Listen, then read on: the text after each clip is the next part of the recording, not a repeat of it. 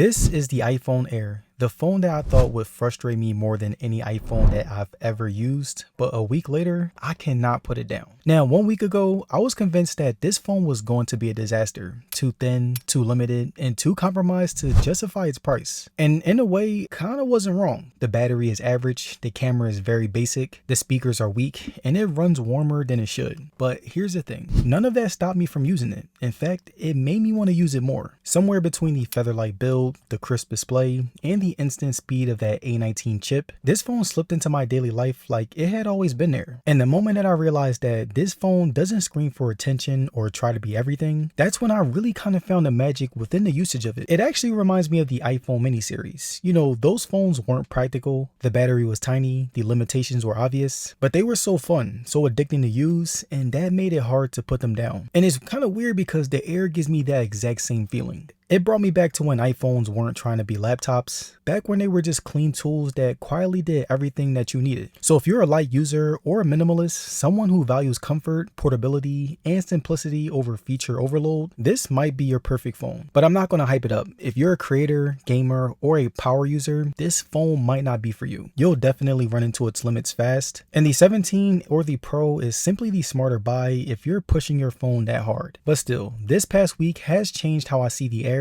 I thought it would be the most frustrating phone that I'd use all year, but instead it became the easiest. And maybe that's the point. It's not the iPhone that you brag about, it's the one that you quietly can't put down. But before I give you guys a more in-depth look at the iPhone Air, I want to introduce you guys to two game-changing products that have transformed how I stay powered up on the go. First up is the incredible Taurus FlexLine 67-watt charger. And what makes this charger special? Well, let me tell you. It has a retractable cord that makes portability absolutely effortless. No more tangled messes in my bag. Plus, with the dual fast charging capabilities, I can power up two devices at the same exact time, which is perfect when both my phone and laptop are running low. The compact design with a foldable plug is another reason why I can never leave home without it, and it takes up minimal space in my bag but delivers maximum power whenever I need it. And also, let me introduce you guys to the Taurus Mini Mag Power Bank. Now, this 5,000 milliamp hour powerhouse supports 18-watt fast charging, so I can quickly juice up my devices even when I'm nowhere near an outlet. And what I love the most about the Mini Mag is its incredibly thin and light profile. It's so easy to carry around that I sometimes forget that it's in my pocket. And it also supports 7.5 watt wireless charge, which is great for when I want to power up without dealing with cables. The magnets on this thing are seriously strong, and they ensure uninterrupted charging even when I'm on the move. And with its sturdy aluminum alloy build, I never have to worry about it getting damaged in my bag. And these Taurus products have seriously upgraded my charging game. And if you guys are interested in the Mini Mag or the FlexLine 67-watt charger, click the link in the description and comment section of today's video. Now, the very first thing that hit me when I picked up the iPhone Air was just how unreal it feels in hand. It's shockingly thin, like almost unnervingly so. At just 5.6 millimeter thick, it feels less like a phone and more like holding a metal credit card with a screen attached. There's a split second where your brain almost just doesn't register it as real because it's that light. And yeah, I do like skinny phones. There's this thing that's very clean and futuristic about them, but here's the thing. The skinnier a phone gets, the more you start to notice it digging into your hand during longer use. And after a couple of days, that's been one of the weirdest things about living with the Air. It feels elegant and minimal, but not always comfortable. It doesn't have that soft palm feeling curve. The frame is matte titanium, which adds this cool, almost brushed metal feel to the edges, and it's smooth to the touch but doesn't really feel slippery, which honestly saves it from feeling like it'll fly out of your hand. And visually, the titanium gives it a premium presence even though it's so feather light. The button and port layouts are clean as you'd expect, and the volume buttons and action button on the left have a firm, crisp click. The power button on the right side has that solid Apple tactility, and the USB-C port sits center at the bottom, perfectly aligned between the speaker grill and microphone. It's symmetrical, minimal, and tidy, which fits the whole design language here. Carrying it around all day, it basically disappears in your pocket, and sometimes I forgot it was there until I pulled it back out. After a couple of days, I feel like it's a great phone for comfort, but it also makes it feel slightly fragile, like if I sit down wrong it might snap, even though logically it probably won't. And despite being so thin, it's still packing all of the durability touches. Ceramic Shield 2 on the front, an IP68 rating, and it's water resistant of up to 6 meters for 30 minutes. So yeah, it absolutely feels premium, but in this very specific, delicate kind of way. Kind of hard to explain if you haven't held it in person. It's the kind of phone that impresses you the second that you hold it, while also making you hold it just a little bit more carefully than what you're used to. Now, after a couple of days, the part of this phone that I keep coming back to is the screen. Not because it screams for attention, but because it quietly nails the stuff that matters day to day. The 6.5-inch panel lands in a sweet spot right between the regular 17 and Pro Max. It's big enough to feel spacious for videos and editing, but not so massive that it takes over your hand. The bezels are slim and clean, which makes the whole front feel modern and tidy instead of framed. And yes, it's 120 Hz, the kind of smooth that you stop noticing because everything just responds instantly. And where it surprised me the most is usability. Outside at noon, I was scrolling through Reddit and checking notes for a shoot. I didn't have to tilt, squint, or hunt for shade. The brightness punches through glare, but the anti-reflective coating is the hero here. It takes the edge off reflections in a way that makes the display feel calm even under harsh light. And if there's one feature that makes this screen feel premium, it's that coating. Easily my favorite part of the Air. Colors are where Apple plays it smart. They're accurate with a gentle pop, skin tones look natural, graphics don't look cartoonish, and responsiveness has been great. And the 120Hz Pro Motion isn't just about smooth scrolling, it makes scrubbing through 4K clips, punching in on photos, and jumping between apps feel immediate. And side by side with my 17 Pro Max, you do lose some sheer canvas size, but the viewing experience doesn't feel less than. And in my opinion, that's kind of the point. The display is one area where Apple didn't compromise on the Air. So bottom line, it's immersive, it competes just fine with more expensive models, and it makes common creator tasks from watching, browsing, all the way down to light edits painless. Now performance wise, the iPhone Air has been exactly what you expect from an iPhone. Fast, fluid, and effortless. Over the past couple of days, I've thrown pretty much everything that I normally do at it, like photo edits, scrolling socials, messaging, streaming videos, answering emails, and it's safe to say that it handled it all without a hiccup. There's this signature iPhone smoothness to it, no delay when switching between apps, no stutter when you flick through a heavy photo gallery, and just that clean snap that Apple is pretty much known for. Even games felt natural in it. I played a few rounds of Call of Duty Mobile, bounced to Asphalt 9 for a bit, and everything ran smooth with 0 frame drops. Now I wanted to push it a little harder, so I launched Chin Impact, and that's where one red flag kind of showed up. About an hour and a half into playing Chin on medium-high settings, the phone started to feel noticeably warm near the top edge. It didn't throttle or lag, but it definitely heated up enough to make me pause. And considering that this phone has no vapor chamber cooling like the 17 or 17 Pro Max, it's something that really stuck in my head. It never got uncomfortably hot, but it's one of those things that you keep thinking about, you know, wondering if it'll hold up during long gaming sessions down the line. But outside of that though, it hasn't hesitated once. Every day has been as seamless as my 17 Pro Max, which is honestly kind of wild given how much thinner and lighter this phone is. It opens apps instantly, loads games quickly, and keeps everything running in the background without refreshing. So while the heat during is definitely something that I'll be keeping my eye on, the actual performance has been as smooth and polished as any iPhone. And if you didn't know how thin this thing was, you'd assume that it's running the exact same hardware as the bigger models, and in day-to-day use, it basically feels like it is. Now, I'm not going to fully judge the battery yet because it's only been a couple of days, but I've got to be honest,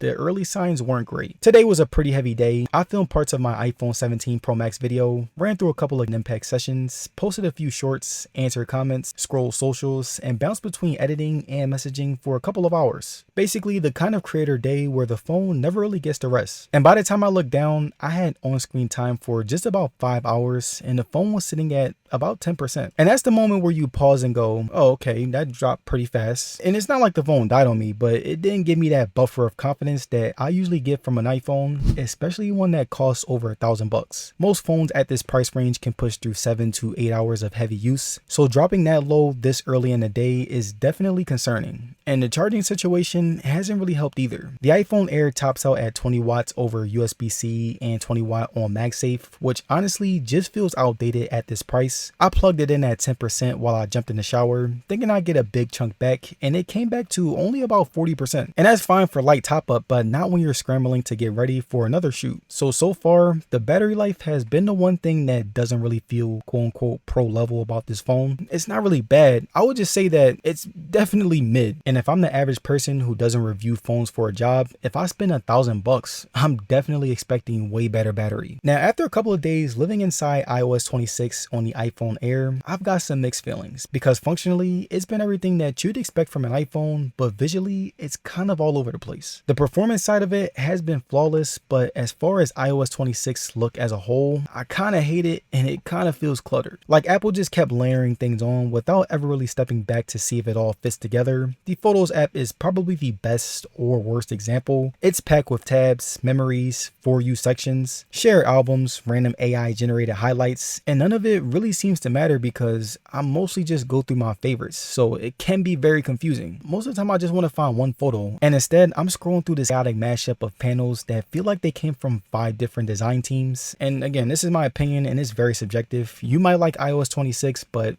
so far for me, I hate it. And I've had the beta since about June, so my opinion on it hasn't really changed. I didn't like it from the start and I really don't like it now, but it does run smoother, so I guess that works. When it came to camera, just like any main lens on any iPhone, it looked really good. I was very happy with the results, even though I can't really do too much as far as telephoto or even, ultra wide. But honestly, there was nothing much to note. As far as camera, it looks as good as any other phone. It looks good, the colors are accurate, and I didn't really want to stretch it out. I do believe that we need more lenses if you're spending $1,000 on this phone. So after a couple of days, here's the truth. The iPhone Air is a gorgeous idea that doesn't fully add up yet. Don't get me wrong, the display is a sweet spot with great brightness and has clutch anti-reflective coating, and day-to-day performance has been classic iPhone, fast and fluid. But the trade-offs kind of stack up pretty quick. No ultra wide or telephoto, no stereo speakers. It has a thin body that already has me watching the battery, and it gets noticeably warm during heavy gaming sessions. And all that for a phone with the charging capped at 20 watts on a $1,000 phone. And again, that's a tough equation when the regular iPhone 17 gives you more balance for way less money. So just like the mini iPhone, as far as practicality, I wouldn't recommend it to anybody. But I won't lie, the iPhone Air does have this nice little charm to it. It's very new and very refreshing. So if you're into that, I would say go for it. But again, at $1,000, why $1,000? But overall, I think the iPhone Air can be summed up with this one sentence. It's a phone that looks like less in the best way.